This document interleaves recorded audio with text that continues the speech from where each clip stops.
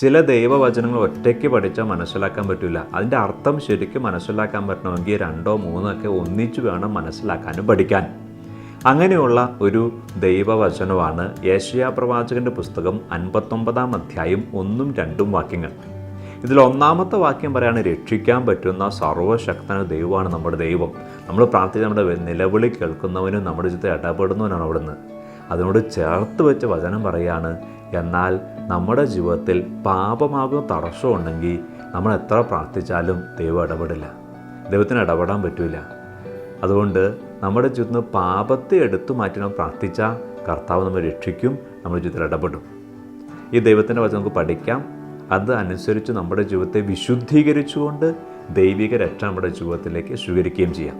വചനം ഇതാണ്, യെശയ്യാ 59 1 2. രക്ഷിക്കാൻ കഴിയാത്ത വിധം കർത്താവിൻ്റെ കരം കുടുങ്ങിപ്പോയിട്ടില്ല, കേൾക്കാനാവാത്ത വിധം അവിടുത്തെ കാതുകൾക്ക് മാന്യം സംഭവിച്ചിട്ടില്ല.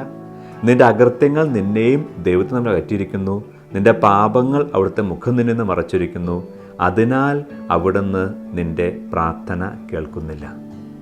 ഈശോ അനുഗ്രഹിക്കട്ടെ. വചനം 2 കാര്യമാണ് പറഞ്ഞത്. 1-ാമത്തെ വചനം പറയാണ്, കർത്താവ് രക്ഷിക്കും, കർത്താവ് ഇടപെടും, കർത്താവ് രക്ഷിക്കാൻ പറ്റാത്ത ഒരു പ്രശ്നവുമില്ല. 2-ാമത്തെ വാക്യം നമ്മോട് പറയുവാണ്, ദൈവം ഇടപെടണമെങ്കിൽ, ദൈവം രക്ഷിക്കണമെങ്കിൽ നാം നമ്മുടെ ജീവിതത്തെ പാപത്തിൽ നിന്ന് വിശുദ്ധീകരിക്കണം. ഈശോ നമ്മെ അനുഗ്രഹിക്കട്ടെ.